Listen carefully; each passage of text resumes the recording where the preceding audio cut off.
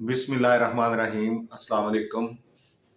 आज का lesson function के बारे में है।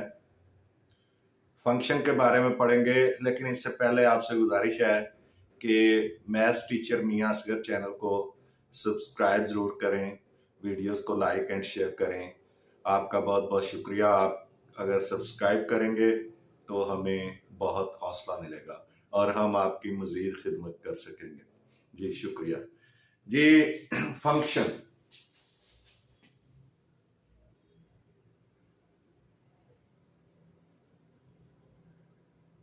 function, it is a particular type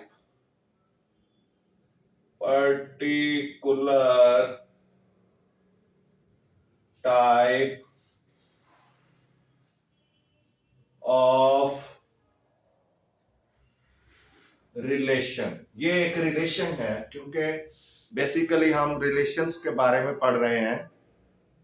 तो ये एक खास रिलेशन होता है जिसके लिए कुछ कंडीशंस हैं। तो particular type of relation between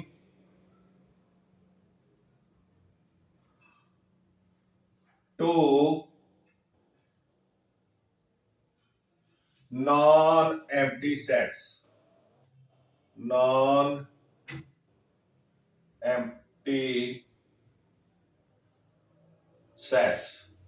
यानी एम्प्टी सेट्स में फंक्शंस का कोई तस्वर नहीं है।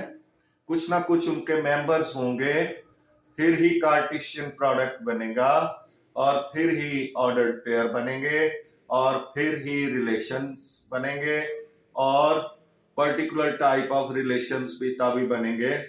तो इसलिए हमेशा फंक्शंस का ताल्लुक जो है वो, इनका जो कनेक्शन है वो नॉन एम्प्टी सेट्स के साथ है। Non empty sets, let we have two non-empty sets, empty sets A and B, A and B, two non empty sets हैं, यानी उनके कुछ ना कुछ मेंबर्स हैं। F, a function F will be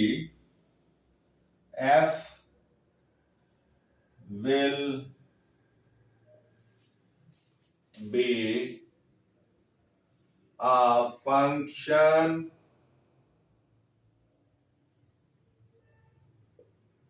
from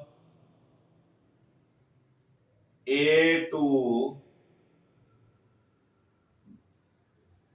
B if, यानी F जो है ये फंक्शन हो सकता है या होगा from A to B if ये कंडीशंस आगे दी हैं कि किन किन कंडीशंस के तहत। Number 1, F is a relation from A to B. Number 1, F is a relation, यानी ये ताल्लुक हो relation from A to B और F is a subset of A into B, यानी A और B का जो कार्टेशियन प्रोडक्ट है F उसका सबसेट होना चाहिए। एक कंडीशन तो ये है कि F जो है वो रिलेशन हो A to B, यानी A पहले आए B बाद में आए, इस तरह इसका हम कार्टेशियन प्रोडक्ट फाइंड करें, यानी इनके मेंबर्स के जो ऑर्डर पेयर बने, तो उसका जो कार्टेशियन प्रोडक्ट बने उसका एफ जो है वो सबसेट होना चाहिए। दूसरी कंडीशन ये है कि domain of F is a, यानी इसकी डोमेन ए होनी चाहिए, क्योंकि हर रिलेशन का एक डोमेन होता है, तो इसकी डोमेन ए होनी चाहिए, यानी ए सेट होना चाहिए, ए सेट के मेंबर्स होने चाहिए। नंबर 3, इसकी जो शर्त है, इसकी जो कंडीशन है, नंबर 3 कंडीशन एक फंक्शन के लिए ये है कि first element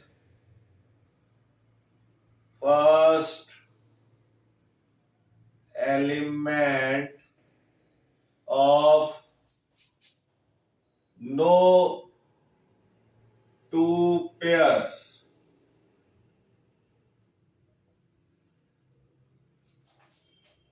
should be same, यानी जो ऑर्डर्ड पेयर हैं उनके का फर्स्ट एलिमेंट जो है वो कहीं भी रिपीट नहीं होगा। फर्स्ट एलिमेंट रिपीट नहीं होगा, वो हम आपको बताएंगे आगे कि किस तरह से नहीं होगा। Of the two ordered pairs कर लें, ऑर्डर्ड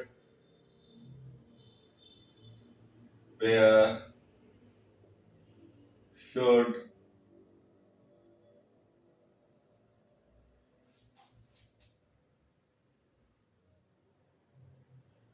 be same, यानी दोनों फर्स्ट एलिमेंट जो है किसी भी दो ऑर्डर्ड पेयर का सेम नहीं होना चाहिए। उसके बाद then F will be the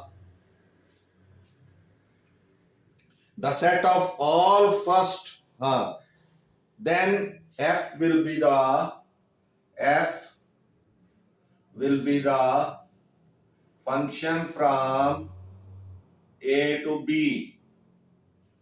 और हम इसको इस तरह से पढ़ेंगे कि F is the function from A to B। ये 3 कंडीशंस हैं एक फंक्शन के लिए कि F जो है वो रिलेशन हो फ्रॉम A टू B, और F जो है वो सबसेट हो A इंटू B का, और डोमेन ऑफ F जो है वो A होना चाहिए। और तीसरी बात कि जो दो फर्स्ट एलिमेंट जो है no two pair should be the same. तो फिर ये F जो है वो फंक्शन होगा from A to B। The first member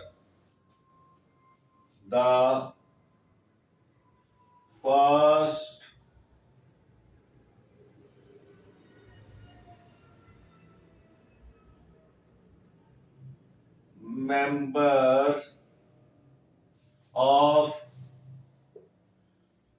each ordered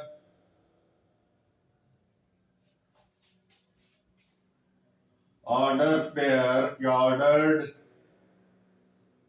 pair will be the domain of the domain of F and second member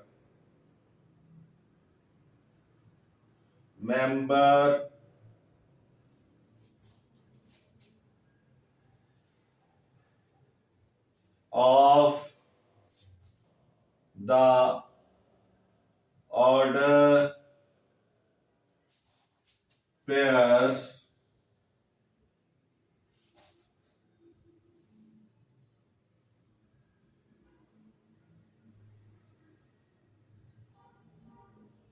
will be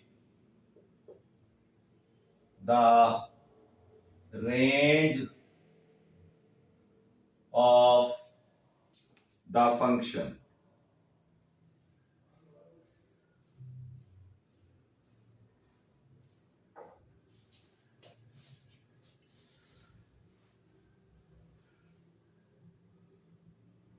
So here the domain of F is A and range of F is B.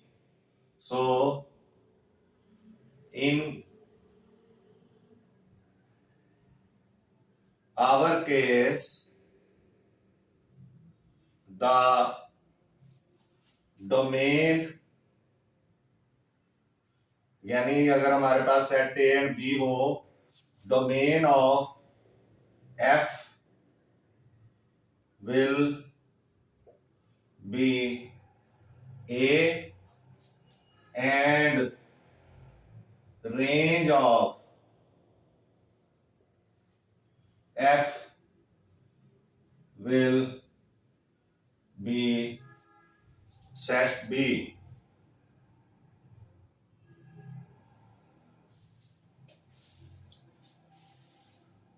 If xy is an element of F, if यानी कोई order pair है, उसमें दो members होंगे, ये element एक ही होगा, एक ऑर्डर पेयर एक एलिमेंट होगा, इसमें दो मेंबर्स होंगे. if xy is an element of F, यानी F का कोई एलिमेंट है, तो then we write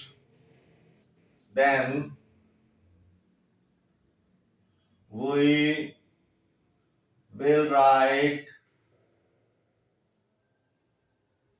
हम लिखेंगे इसको किस तरह, y is equal to f into x. हम y की वैल्यू को फिर f into x के बराबर लिखेंगे. ये फंक्शन को लिखने का तरीका है. y is called the value of f for x. ये y जो है ये वैल्यू ऑफ f है for x. y is called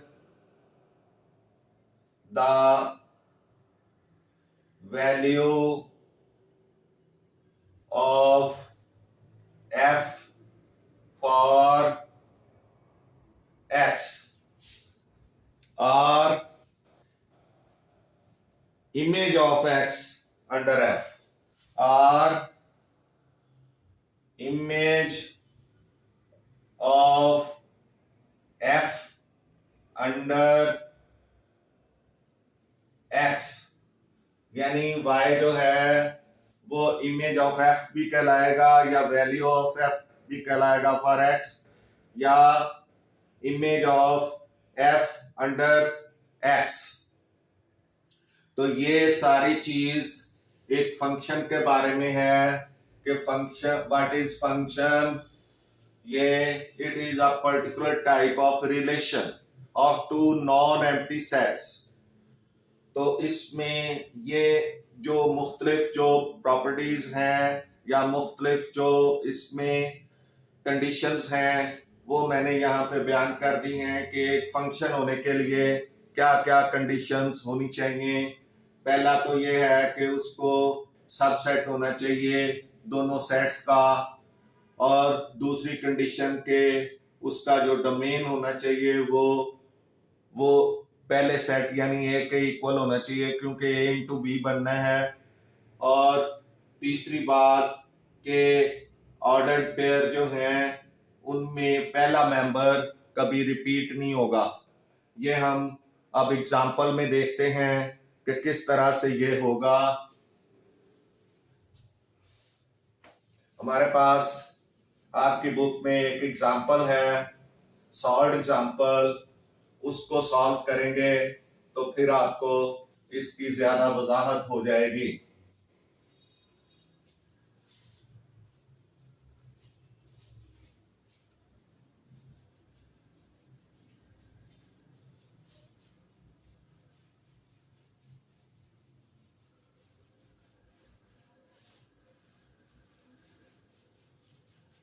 ji example हम हमने करनी है सॉल्व एग्जांपल।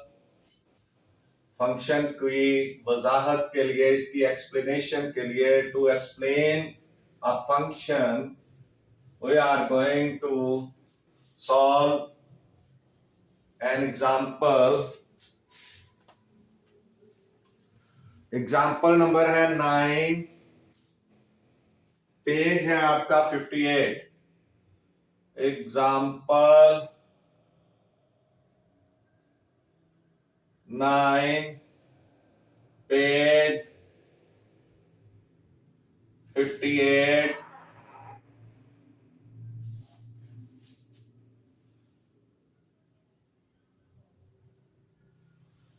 वो कहता है कि if a is equal to 0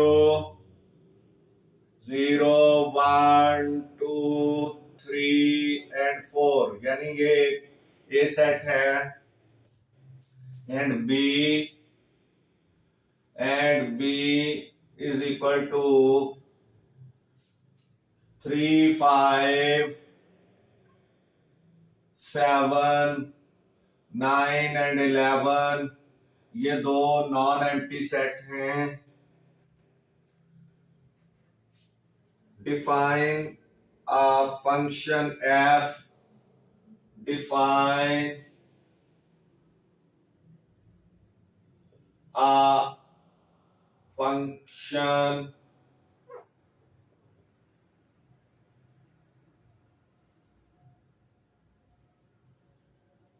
f, function f को डिफाइन करना है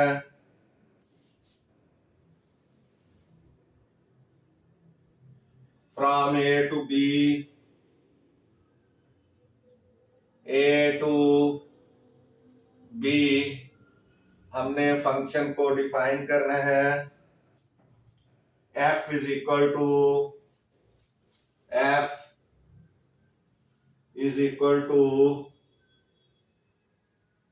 xy,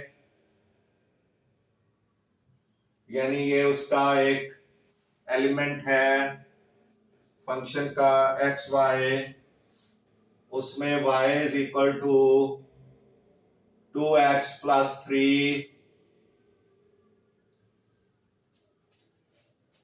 x is the member of A and y is the member of B set. यानी आप x की वैल्यू अगर लगाएंगे तो y की वैल्यू जो है वो आ जाएगी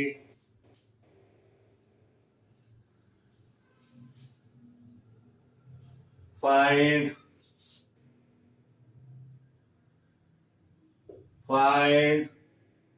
the value of function f, find the value of function f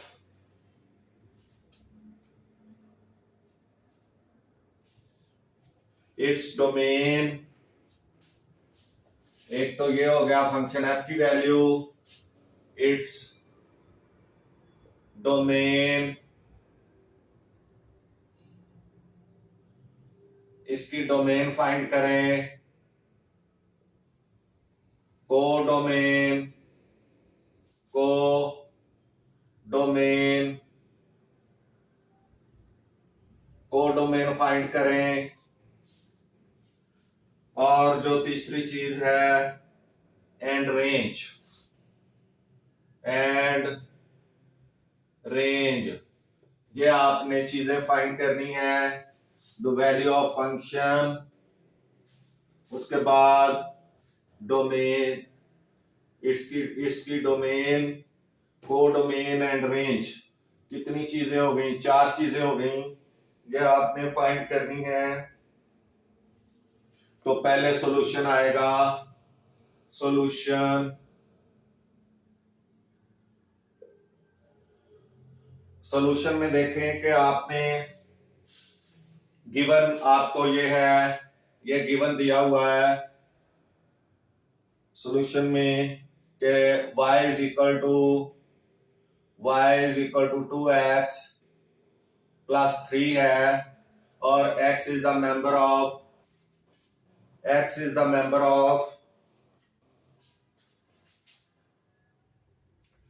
x is the member of A and y is the member of B। ये आपको गिवन में दिया हुआ है, आपने पहले इसके फंक्शन बनाने हैं, then the value of function, ये हमने पहले उसने कहा है the value of function f आपने फाइंड करना है, फंक्शन f की वैल्यू फाइंड करनी है, वो क्या कैसे आएगी कि आपने इसके ऑर्डर्ड पेयर्स बनाने हैं। ऑर्डर्ड पेयर्स कैसे बनेंगे, देखें, आप इन सेट्स के पास जाएं, ए के पास जाएं, ए के पास पहला मेंबर 0 है, तो अगर हम पहला मेंबर 0 रखते हैं तो, क्योंकि हमने इसके ऑर्डर्ड पेयर्स बनाने हैं ना, ऑर्डर्ड पेयर्स बनाने हैं, पहला मेंबर अगर 0 रखते हैं तो वो x होगा, x अगर 0 रखते हैं तो फिर y की वैल्यू कैसे आएगी, बड़ा इजी है, y is equal to 2x plus 3 है, तो अगर आपने x को 0 रखा है तो 2 इंटू 0 प्लस 3, तो ये 2 0 0 प्लस 3, तो इसका मतलब है कि जो y की वैल्यू आएगी, जैसे ये x की वैल्यू दी है, y की वैल्यू जो है वो आएगी 3। उसके बाद जो है नेक्स्ट, अगर हम x की जगह जो है वो 1 रखते हैं, 1, x की जगह 1 रखते हैं, तो 2 इंटू 1 2 हो गया, और प्लस 3, तो ये 5, x अगर 1 होगा तो y क्या होगा, 5 होगा। इस तरह x अगर 2 कर दें, x की जगह हम 2 कर दें, यहाँ 2 x की जगह, तो 2 2 4 प्लस 3 कितना हो गया, 7 हो गया। तो अगर x 2 है तो y कितना आ जाएगा, 7 आ जाएगा। उसके बाद अगर x 3 है तो यहाँ पे 3 लगेगा, सिर्फ ये हमने चेंज करते जाना है, 3 2 6 प्लस 3। तो आपने जब प्लस और मल्टीप्लाई दो चीजें चल रही हो तो पहले आपने मल्टीप्लाई करना है, ये नहीं करना कि 3 प्लस 3 6 मल्टीप्लाई 2, ऐसे नहीं करना, पहले मल्टीप्लाई करना है, 3 2 6 फिर प्लस करना है, तो ये 9 हो जाएगा। तो यहाँ पे 3 के साथ 9, और अगर जो है वो x जो है वो 4 होगा, x 4 अगर होगा तो यहाँ पे 4 लगेगा, 4 2 आर 8 प्लस 3, 8 प्लस 3 11 आ जाएगा। तो x अगर 4 होगा तो y 11 आ जाएगा।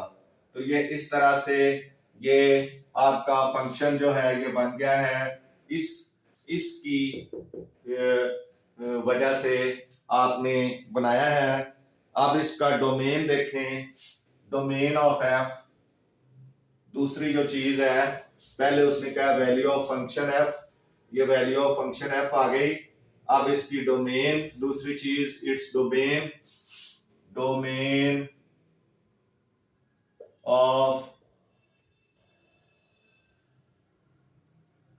f इज इक्वल टू, या डोमेन f कर लें, domain f is equal to, domain क्या होगी, पहला मेंबर डोमेन होता है, क्योंकि हमने पढ़ा है कि जो ऑर्डर्ड पेयर्स हैं उनका पहला मेंबर डोमेन होता है। तो 0 1 2 3 और 4। तो ये दूसरी शर्त भी पूरी हो गई। पहली शर्त हमने 3 कंडीशंस पढ़ी थी फंक्शन में कि कोई फंक्शन जो a और b नॉन एम्प्टी सेट्स के दरमियान बनेगा, उसकी पहली ये होगी शर्त, पहली कंडीशन ये होगी कि वो ऑर्डर्ड पेयर्स का जो है वो मेंबर होगा, यानी सबसेट होगा। और दूसरा, कोई भी फर्स्ट मेंबर रिपीट नहीं होगा। यहाँ देखें ये सारे मेंबर्स जो हैं फर्स्ट मेंबर ये डिफरेंट हैं। तीसरी बात थी कि डोमेन ऑफ f जो है वो a के इक्वल होगा। तो ये देखें ये डोमेन ऑफ f जो है वो a सेट के इक्वल भी आ गया, ये भी चीज पूरी हो गई। अब उसने नेक्स्ट चीज कही है कोडोमेन, कोडोमेन, को का मतलब होता है साथी। तो डोमेन जो है पहला मेंबर है, डोमेन पहला मेंबर है, डोमेन पहला मेंबर होता है। तो दूसरा जो होगा वो क्या होगा, कोडोमेन होगा। दूसरा मेंबर जो है वो क्या होगा, कोडोमेन होगा। तो ये डोमेन है, ये कोडोमेन है। तो ये आप फाइंड करें, ये क्या होगा, 3 5 7 9 और 11, ये कोडोमेन है, ये कोडोमेन है। तो ये इज इक्वल टू बी है। ये अब अगर गौर करें तो ये बी सेट है। तो कोडोमेन क्या होगा, बी, क्योंकि ए के साथ जो साथी है वो बी है। उसके बाद आखिरी चीज है range of, range F is equal to, range आपको पता है वो क्या है, रेंज बी ही होंगी। रेंज 3 5 7 9 11, यानी दूसरा मेंबर जो है वो रेंज होता है। तो ये सबसेट है बी का, ये बी का सबसेट है। तो इस तरह से ये आपकी जो एग्जांपल है ये सॉल्व हो गई। यहाँ ये मेंबर्स मैंने आपको सिर्फ समझाने के लिए लिखे हैं, वरना इनकी जरूरत नहीं है। सीधा ही आप कोडोमेन जो है वो बी सेट लिख सकते हैं। तो इस तरह से ये आपकी एग्जांपल खत्म हो गई है और हमारा आज का लेसन भी खत्म होता है। आपसे गुजारिश है कि मैथ्स टीचर मियां असगर चैनल को सब्सक्राइब करें, वीडियोस को लाइक एंड शेयर करें।